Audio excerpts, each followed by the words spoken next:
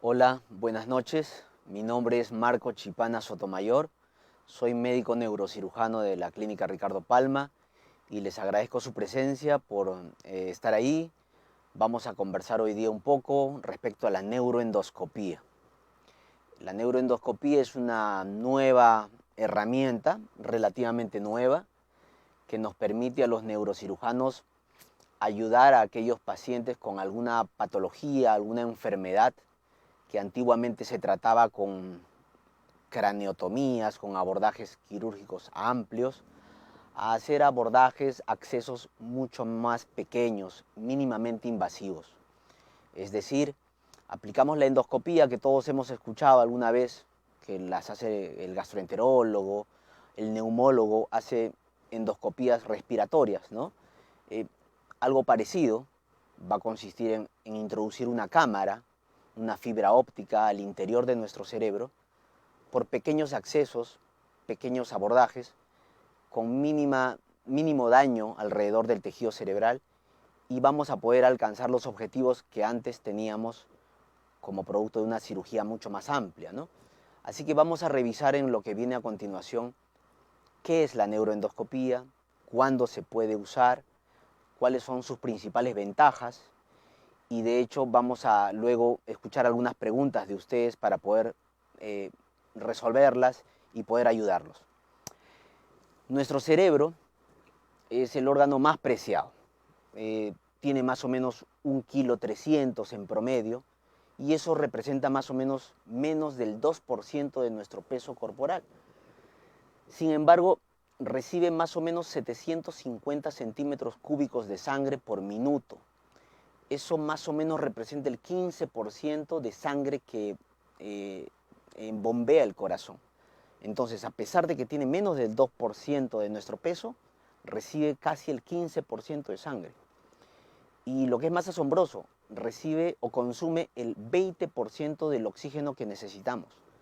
Con esto quiero decir que este órgano tiene una particularidad, que consume mucho oxígeno, requiere de mucha sangre, y como todos sabemos es el único órgano que está totalmente protegido por el cráneo. Cada una de nuestras circunvoluciones, esos giros que vemos en nuestro cerebro, tiene una función, tiene una capacidad que se ha ido desarrollando con la evolución. Tenemos desde funciones primitivas, ¿no? Funciones que son para sobrevivir, para tener tránsito intestinal, respiración, función cardíaca, funciones hormonales, hasta funciones mucho más complejas, ¿no? La conciencia, la mente, y sobre todo pues eso nos hace un individuo, ¿no? Un ser humano, eso nos diferencia de todos los demás animales. Pues bien, como podemos ver seguro en la diapositiva, cuando el neurocirujano tiene que tratar alguna patología, alguna enfermedad física del cerebro, tiene que hacer eso que vemos ahí en un esquema, una craneotomía, es decir, hacer una incisión en la piel lo suficientemente grande para hacer una tapita, una abertura en el cráneo, en el hueso. Eso se denomina una craneotomía. Y a través de esa ventana, de ese espacio en la cabeza, poder ingresar a la masa cerebral y tratar la enfermedad, ya sea un tumor, evacuar un hematoma, clipar un aneurisma, abordar un quiste, tratar hidrocefalia, etc.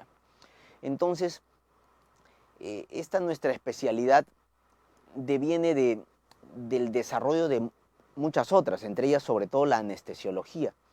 Ahí quería mostrarles yo una foto de más o menos el año 1929. Como ven, con todas esas limitaciones, el doctor Harry Cushing, un norteamericano brillante, es el padre de la neurocirugía moderna, podía hacer de manera rápida, porque en esos tiempos en los que la anestesia no era pues la que es ahora, el cirujano tenía que hacer cirugías rápidas, y a pesar de que tenía limitaciones tecnológicas, tenía que controlar el sangrado. Entonces Harvey Cushing se valía del poco desarrollo que tenía en esa época, pero ya hacía cirugías. Y, y la capacidad de poder tener iluminación, por ejemplo, como vemos en esa otra diapositiva, pues era limitada, ¿no? Esos tiempos han cambiado, ¿no? Esos tiempos han cambiado mucho y ahora tenemos esto. Eso es un quirófano neuroquirúrgico, un quirófano de neurocirugía, propiamente dicho, con un microscopio. Es decir, ahora los ojos del neurocirujano están potenciados con un aparato que nos da una alta definición, una capacidad de ver las imágenes en 3D, con mucha nitidez, de tal manera que hagamos el menor daño posible al tejido cerebral durante nuestra cirugía. Como vemos en esa imagen, nosotros tenemos ahora resonancias, tomografías que nos permiten ver precisamente de qué está adoleciendo el paciente, cuál es su problema, dónde está el aneurisma, dónde está el tumor, dónde está un quiste, dónde está un hematoma. Y como ven en la columna de la derecha, nosotros vemos ahí cómo más o menos ve el neurocirujano estructuras tan finitas, tan pequeñitas, de pocos milímetros, como estructuras más grandes, ¿no? De ahí ese conocimiento un poco popular de que el neurocirujano tiene que tener un pulso muy bueno para manejar esto, pues sí, ¿no? Como un relojero, uno tiene que entrar con precisión y poder disecar arterias, venitas, que a simple vista pudieran tener 2 milímetros, 3 milímetros, pero con la ayuda de un microscopio, como ven ahí, se ve mucho más grande y de esa manera no causamos daños al paciente. Pues bien, dicho esto, la neuroendoscopía, como pueden ver en la imagen, es una técnica, una herramienta que nos permite meternos en el cerebro del paciente con una cámara, con una fibra óptica, que nos hace ingresar como al gastroenterólogo al interior del intestino, como al neumólogo al interior de un bronquio. Bueno, ahora el neurocirujano puede ingresar con una pequeña cánula de 4 o 5 milímetros de diámetro al interior del cerebro. Y de esta manera, haciendo un pequeño acceso, un pequeño abordaje, podemos tratar los problemas que antes requerían una craneotomía. Lógicamente, no es la panacea, no es una técnica que se puede usar siempre. Son algunos los casos que son tributarios de esta técnica, pero de hecho que cuando se aplican de una manera correcta, pues los beneficios son bastante significativos. Ahí vemos cómo precisamente la fibra óptica está en el interior de los ventrículos cerebrales, es el espacio donde el neurocirujano se siente cómodo con un neuroendoscopio. Esto de la neuroendoscopía tiene sus inicios, curiosamente, con los urólogos. Como ven ahí, a fines del siglo XIX, en Viena se inició con una cistoscopía, es decir, poniendo un endoscopio a la vejiga. Y poco a poco eso devino en hacer procedimientos que en un inicio, incluso a inicios del siglo XX, eran de mal pronóstico. Más de un autor, más de un neurocirujano empezó a reportar casos con complicaciones. Así que, como todo en la vida, eso fue quedando de lado y para muchos en esa época la neuroendoscopía no tenía lugar, ¿no? Pero gracias al desarrollo tecnológico, a la capacidad de fibras ópticas de mayor definición, de fuentes de luz más eficientes, de lentes que permitan un acercamiento, un zoom a los objetivos que el neurocirujano quería, pues eso ha crecido. Incluso ya desde el año 70 tenemos endoscopios flexibles, cosa que es toda una ventaja a la hora de tratar algunos tumores, algunos quistes, algunas lesiones intracerebrales. ¿De qué manera, más o menos para entenderlo ya directamente, tenemos al endoscopio? Pueden ver ahí en esa diapositiva. Es un tubo recto que tiene unos canales, unos caminos, ¿no? Unos agujeros internos que permiten a través de ellos pasar herramientas, pinzas, aspiradores. Y a eso le llamamos una neuroendoscopía directa, es decir, que solo a través del tubo de endoscopía el neurocirujano va a poder hacer una exéresis de un tumor, evacuar un quiste, fenestrar alguna membrana para aliviar una hidrocefalia, ¿no? Mientras que a veces podemos recurrir a la neuroendoscopía como un método asistido. ¿Qué quiere decir? Que hago una apertura muy pequeña en el cerebro y por ahí paso el endoscopio y por el costado paso mis herramientas, de tal manera que a pesar de que las herramientas no pasan directamente por el endoscopio, el acceso igual sigue siendo pequeñito, porque yo estoy usando un tubo de 4 a 5 milímetros de diámetro que me hace ingresar al cerebro. Así que, tanto directa o indirecta, la neuroendoscopía ofrece esa gran ventaja, tener un acceso limitado, chiquito, pequeño, con la menor agresión posible a nuestra corteza cerebral, que es el tejido más importante de todo nuestro organismo. Pasando a las indicaciones, ¿qué patologías, qué enfermedades uno puede tratar con la neuroendoscopía directamente? De lejos, la hidrocefalia es una de las más frecuentes, ¿no? La hidrocefalia, en algunas de ellas, uno puede atravesar una membranita, romper una membrana que es el piso del tercer ventrículo, así se llama, y de esa manera descomprimir, permitir que el líquido en el cerebro fluya mejor y uno ya no necesita poner las válvulas que antes eran pues una condición imprescindible, ¿no? Entonces, con la llegada de la neuroendoscopía, muchos pacientes que tenían que ser portadores de válvula, ahora ya no la necesitan. Uno ingresa con el endoscopio, fenestra, hace una apertura en esta membrana, que repito se llama el piso del tercer ventrículo, y uno puede aliviar su hidrocefalia en niños o en adultos, ¿no? También podemos tener tumores intraventriculares, es decir, tumores que están profundos en las cavidades del cerebro. Antiguamente teníamos que hacer accesos de varios centímetros incluso a través de la corteza para llegar al ventrículo, a la cavidad interna del cerebro. Ahora no, ahora basta con hacer una pequeña corticotomía, es decir, un pequeño cortecito de 4 o 5 milímetros en la superficie del cerebro y poder acceder al ventrículo con nuestro endoscopio. Fenestraciones de quistes, lo mismo, a veces teníamos quistes aracnoideos que uno requería operarlos con craneotomías, con abordajes grandes, que de por sí también tenían al paciente más tiempo en sala de operaciones y más días en la sala de UCI, más días en la sala de hospitalización, ¿no? Con un periodo postoperatorio mucho más prolongado. Ahora con heridas pequeñas, accesos más reducidos, estos periodos también se abrevian. Si deseamos colocar catéteres dentro de los ventrículos, podemos tener una visión directa donde los colocamos con el endoscopio.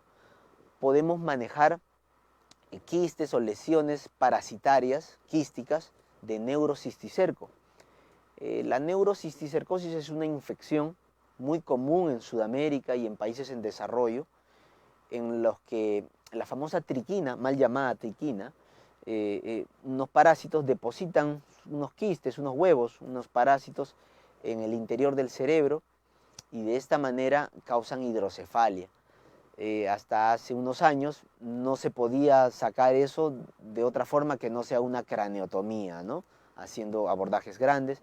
Ahora el endoscopio, a través de estas pinzas que van por el interior del endoscopio, nos ayudan a sacar estas membranas, estos parásitos.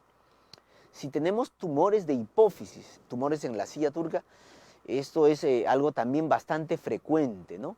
Nosotros podemos poner el endoscopio o introducirlo a través de la nariz. Hacemos una endoscopía endonasal y por la nariz tenemos acceso a toda la base del cráneo. De tal manera que los tumores de hipófisis, que antes tenían que operarse por craneotomías, o teníamos que poner unos espéculos que dilataban toda la fosa nasal y uno quedaba con un paciente con serio compromiso del tabique, ¿no? Ahora pueden ser tratados con un endoscopio endonasal y haciendo la cirugía mucho más eficiente, con mejores resultados y con un posoperatorio más manejable, más breve también. Las biopsias cerebrales, que son transventriculares, es decir, tomar pequeñas muestras de tumores en aquellos pacientes en los que no se puede operar un tumor porque es muy grande, porque está en una ubicación muy delicada, pues a veces ahora podemos con el endoscopio tomar una pequeña biopsia. Cualquier tumor quístico, es accesible con la endoscopía. Y finalmente podemos tener indicaciones como un apoyo en la hora de la cirugía para revisar aneurismas, para revisar tumores del ángulo pontocerebeloso, de toda la base del cráneo. Es decir, nos ofrece un plus. El neurocirujano tiene al final de su cirugía la posibilidad de, vamos a poner el endoscopio, vamos a revisar esto, vamos a ver cómo quedó todo, y entonces aquellos tumores que por ahí estaban un poco escondidos, se habían quedado a un costado y con el microscopio que les mostré, a veces uno no accede a verlos, uno puede dar una chequeada, una revisada al posoperatorio inmediato y de esa manera beneficiar al paciente por alguna lesión que pueda haber quedado en el campo quirúrgico, ¿no? Y siempre con ese concepto de hacer el menor daño posible, con el acceso más restringido que se pueda, para así conservar nuestra estructura cerebral. Podemos ver, técnicamente es como una pistolita, como una herramienta en forma de eso, ¿no? Que es un conjunto de pinzas que pasan a través de una cánula que tiene una fibra óptica, repito, y cada una de estas pinzas pasan por este tubito que vemos ahí. Este tubo es, repito, de 4 milímetros aproximadamente de diámetro, y todas esas entradas que vemos a la izquierda son los caminos por donde pasamos las pinzas, ¿no? Pinzas como estas, ¿no? Que pueden tomar muestra, que pueden cortar, que pueden separar, disecar, tomar una biopsia, y de esta manera aliviar al paciente. También disponemos de estos endoscopios flexibles, que son mucho más prácticos. Sin embargo, tienen menor resolución, cosa que a veces tenemos que tomarla en cuenta a la hora de decidir qué paciente va a ser operado por endoscopía y quién no. Voy a hacer a continuación una breve y somera revisión de qué patologías pueden ser tratadas ya desde el punto de vista de la endoscopía. Lógicamente no pienso poner el tema muy engorroso, así que espero que se entienda. Vemos ahí en esa diapositiva lo que les decía, la hidrocefalia. Si ven el endoscopio a la izquierda, cómo ingresa, repito, 4 milímetros de apertura, ¿no? Y pasa y llega directo a esa membrana que vemos a la derecha. Esa película donde está esa estrellita es el piso del tercer ventrículo. Fenestrando, abriendo, perforando esa membrana, uno puede evitar que el paciente tenga que ser sometido a la colocación de una válvula. Y de esa manera el paciente no tiene ningún dispositivo, ¿no? Se evita el riesgo de una infección de la válvula, de estar controlando la válvula, y entonces en algunos casos de hidrocefalia, no en todos, lamentablemente, pero en algunos podemos aplicar esta tercer ventriculostomía y evitamos que el paciente sea portador de una válvula. Esta es más o menos la perforación que se hace con el endoscopio. Ven cómo se hace un huequito. A veces ponemos un balón, como ven a la derecha, ¿no? Un globito que dilata ese agujero que hemos hecho, y de esa manera el paciente se alivia de la hidrocefalia. La cisticercosis, esta parasitosis que les menciono, produce lo que vemos ahí. Son quistes como membranas de unas uvas, ¿no? Que se acumulan en el interior del cerebro y causan convulsiones, causan hidrocefalia, causan dolor de cabeza y estropean así la vida del paciente. Antes teníamos que hacer una apertura mucho más grande, ¿no? Abrir el cráneo, hacer estas craniotomías que les estaba mencionando. Ahora bien podemos hacer solamente un agujerito en el cráneo, una trepanación se llama, y a través de ese agujero podemos pasar nuestro endoscopio y empezar a extraer las membranas con estas pinzas que hace un momento yo mostraba. De esa manera evitamos más agresión al cerebro. Vemos ahí imágenes de eso, ¿no? Como los quistes son vistos por el endoscopio. Repito, es una cámara ahora de alta resolución, tenemos posibilidad de hacer acercamientos, definir el foco, el zoom, y eso es una gran ventaja que con el desarrollo tecnológico en la actualidad lo tenemos en la clínica Ricardo Palma también. Tenemos algunos tumores, como ven en esa diapositiva, que están justo en el centro del cerebro. Entonces, pensando solamente por lógica, antes no había otra forma. Teníamos que abrir la cabeza, como se diría vulgarmente, y llegar a este tumor. Ahora no. Entramos con el endoscopio, nos valemos de esos espacios de los ventrículos y como ven ahí, esa bolita amarilla es el tumor y así que lo tenemos a tiro, ahí a vista y frente a nosotros. El endoscopio nos coloca justamente en frente de la lesión, ¿no? Vemos ahora tumores de la silla turca, tumores celares, como los tumores de hipófisis. En estos casos el endoscopio entra por la nariz, es una endoscopía endonasal y nos ofrece, como ven en la derecha, una imagen muy, pero muy bonita, muy detallada de cómo está el tumor, cuáles son las estructuras anatómicas que están cercanas al tumor y entonces uno realiza la cirugía tal cual como la haría con un microscopio, pero con un acceso mucho menor, ¿no? Y de esta manera el paciente se beneficia teniendo pues una cirugía menos cruenta. Vemos cómo el endoscopio tiene la facilidad de acceder desde la parte más anterior de nuestro cerebro hasta la parte más posterior. Dependiendo del ángulo que le demos, toda la base anterior del cerebro está digamos, en el campo, en el espectro del tratamiento de un endoscopio. Cuando tenemos estos tumores intraventriculares, les mencionaba, una muy buena idea es poner el endoscopio. De esa manera el neurocirujano está frente a frente al tumor y puede resecarlo. Finalmente, cuando tenemos tumores posteriores de la base del cerebro, del cráneo, la base del cráneo, tumores cerebelosos, uno podría tener accesos restringidos, craniotomías muy chiquititas y apoyarse en el endoscopio, ya sea como camino único o como un apoyo al acceso quirúrgico, como mencioné hace un rato. Uno puede usar el endoscopio también para revisar, para dar una chequeada después de haber realizado la cirugía y tener diferentes ángulos de visión. Vamos a ver en unos minutos dentro de las ventajas del endoscopio eso. Hace que uno pueda no solamente ingresar al cerebro, sino como lo entenderíamos de otra manera, ingresar al cerebro y luego poder girar a la izquierda o a la derecha y pasar una revisión anatómica de cada estructura que tiene enfrente. Entonces, yo diría que tenemos como principales ventajas. Uno, un abordaje mínimo y directo.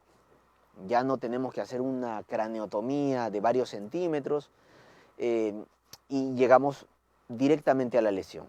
Dos, tenemos una excelente, una adecuada iluminación que, repito, gracias a la tecnología actual eso es posible. Tenemos magnificación de imágenes. Antiguamente el criterio era, yo como neurocirujano me siento más confortable con el microscopio porque tengo un gran zoom, una amplificación de imágenes, una amplificación mucho mayor. Ahora el endoscopio nos permite también hacer eso. Y por último tenemos diferentes ángulos de visión. Ahí incluso en cavidades muy estrechas el endoscopio le saca ventaja al microscopio. Quería mostrar una imagen en la que nos permite entender esto último que he dicho.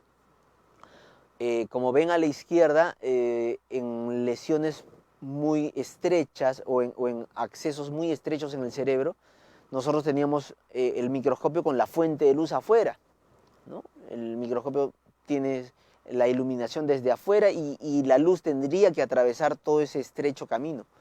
Mientras que con el endoscopio eso no pasa, ¿no? Uno pasa por ese camino del endoscopio y la fuente de luz está en la punta, en el extremo del endoscopio. Y eso permite tener un campo visual, como ven ahí, mucho más amplio, ¿no? De mejor iluminación. Podemos ir a ambos lados del cerebro, algo que a veces es difícil y riesgoso con el microscopio, pues con un acceso intraventricular uno puede pasar de un lado al otro del cerebro con el endoscopio haciendo una menor injuria al tejido cerebral. Esa es otra ventaja del endoscopio.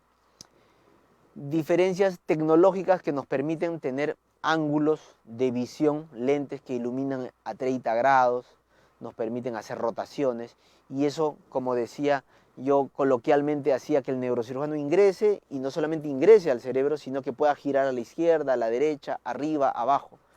Y entonces eso hace que a uno no se le pase nada desapercibido, ¿no? Que uno no deje de ver un segmento tumoral o por ahí alguna enfermedad o patología que pase desapercibida, ¿no? Entonces yo quería concluir esto de alguna manera remarcando lo que les he venido comentando. Estamos frente a una nueva herramienta que no reemplaza a otras, sino que lo que hace es potenciar, enriquecer nuestro armamento quirúrgico para enfrentar diversas patologías. El neurocirujano ahora tiene al endoscopio como una herramienta eficaz que permite cirugías mucho más reducidas en su espectro de amplitud de campo quirúrgico, ¿no?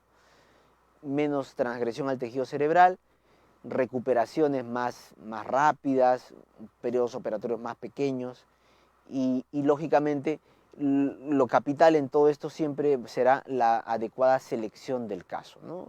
Un paciente bien seleccionado es el que mejor va con el tratamiento. Entonces, no es una técnica que se pueda aplicar en todos los casos, pero cuando el caso es adecuadamente seleccionado, es realmente muy buena. Nos permite abordar diferentes patologías y, repito, con gran maniobrabilidad y haciendo abordajes mucho más pequeños que los habituales. Muchas gracias por su atención. Ahora vamos a pasar a unas preguntas que puedan tener en las redes, así que yo paso a leer algunas. Preguntan qué factores debe cumplir un paciente para ser candidato a este procedimiento. Bueno, en realidad más que el paciente es qué características debe tener su lesión. Repito, las hidrocefalias comunicantes, así le llamamos, tienen algunos criterios. Algunas hidrocefalias son tratables con neuroendoscopía. Los tumores de hipófisis, ¿no? Un tumor de hipófisis en la mayoría de los casos tiene como principal abordaje la endoscopía. Los tumores que están dentro de los ventrículos o los quistes que están dentro de los ventrículos también son primera elección neuroendoscopía. Entonces, más allá que el paciente tenga una característica, en realidad lo que queremos es que la patología que tiene el paciente tenga esa característica de ubicación. Si es una ubicación accesible al endoscopio, pues ese es el caso adecuado. ¿Esta técnica logra reducir las complicaciones postquirúrgicas? Pues desde luego, ¿no? En accesos que antes, por ejemplo, para hablar de tumores de hipófisis, uno tenía que empezar luxando el tabique nasal, porque así era la cirugía antes. Ahora ya no necesitamos hacer eso. Entonces las complicaciones nasales o de hemorragias o de residuos tumorales, de hecho que se reduce con la endoscopía. Nosotros actualmente con la endoscopía podemos ver mucho mejor, con mayor cantidad de luz, esos tumores, y de esa manera dejamos menos residuos tumorales. Eso ya es una menor complicación para el paciente. ¿Se recomienda esta técnica en pacientes pediátricos? Sí, en algunos casos. Por ejemplo, en hidrocefalia. El uso del neuroendoscopio en pediatría está totalmente demostrado en cuanto a sus beneficios en pacientes pediátricos y se usa con bastante frecuencia. ¿Cuánto tiempo puede tardar este procedimiento y se puede considerar como ambulatorio? El tiempo va a depender de la lesión a tratar. Puede ser muy breve. En las hidrocefalias la cirugía puede tomar 1 hora o a veces un poco menos, y ya tenemos tumores de la base de cráneo que pueden tardar 6 o 8 horas. Entonces, el tiempo es variable. Y respecto a si es ambulatorio, de ninguna manera, no. Toda cirugía cerebral no puede ser ambulatoria, requiere que el paciente se quede en observación bajo vigilancia del anestesiólogo unas horas y luego estar hospitalizado por lo menos 24 horas. No puede ser ambulatorio. En pacientes de 8 años con hidrocefalia, ¿se puede realizar un cambio de válvula de derivación ventrículo-peritoneal con esta técnica? Desde luego, sobre todo si es que hay algún inconveniente con la primera válvula que tuvo, ¿no? Porque esta vez la válvula va a ir acompañada del endoscopio y entonces el neurocirujano va a saber dónde deja la válvula, dónde está el extremo del catéter, va a poder evitar que el catéter se pegue a un plexo coroideo, a una membrana en el cerebro. Entonces, en aquellos casos en los que el paciente ya ha tenido algún problema anterior con una válvula, definitivamente es la revisión o la recolocación de una segunda, tercera válvula. Sería mucho más ventajoso colocarla con un neuroendoscopio. De esa manera reducimos los riesgos de ponerla, entre comillas, al tanteo, a los cálculos, ¿no? Como generalmente se ponen. Entonces sí representa una ventaja usar el neuroendoscopio en esos casos. ¿Un paciente pediátrico con epilepsia cerebral se puede realizar algún procedimiento con esta técnica? Dependiendo, ¿no? La epilepsia en su manejo quirúrgico tiene algunas características. Por ejemplo, si hay una epilepsia secundaria a una cicatriz en el cerebro, pues podría tal vez para ubicar la lesión o para revisarla. Pero hay algunas epilepsias, por ejemplo, por mencionar la epilepsia del lóbulo temporal, la esclerosis temporomesial, digamos que ahí la indicación de la endoscopía no es tan palpable, ¿no? El uso del microscopio sería mucho más útil. Entonces, dependería de qué tipo de epilepsia es, cuál es su origen, cuál es la lesión que vamos a tratar. No todas las epilepsias son tratables por una sola técnica. Habría que revisar qué es lo que está causando esa epilepsia en ese paciente. ¿Un aneurisma se puede tratar con neuroendoscopía? Hay reportes, de hecho que fuera del país ya se están dando los reportes, pero es un poco arriesgado. Digo arriesgado ¿por qué? Porque un aneurisma es casi literalmente como desactivar una bomba.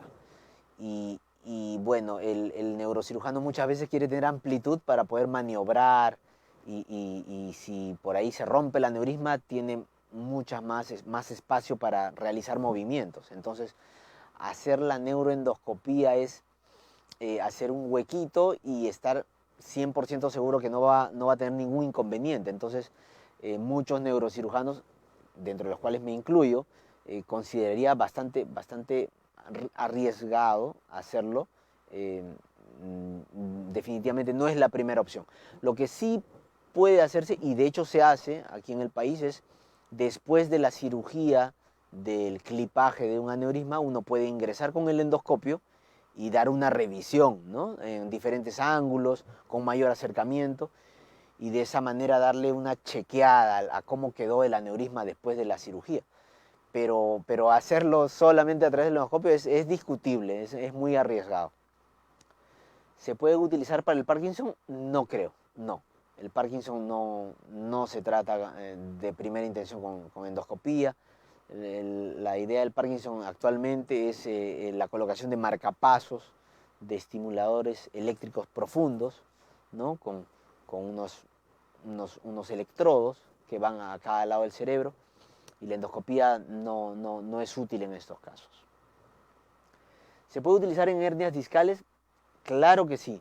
Yo he omitido un poco eso porque de alguna manera quería que se entienda lo más común, pero en columna se hace neuroendoscopía, el acceso es restringido, no se nota una diferencia muy significativa porque, valgan verdades, los accesos de columna a veces son de 2 centímetros, 2 centímetros y medio, y para la neuroendoscopía hacemos un abordaje de 1,5 centímetros, entonces uno dice, nos vamos a pelear por 1 centímetro, pero de que se puede usar, ¿no? Hace que el neurocirujano depure su técnica, hace que uno se esfuerce un poco más porque tiene un camino más estrecho, pero la cirugía termina siendo muy similar, y de que es posible hacerlo, definitivamente es posible hacerlo.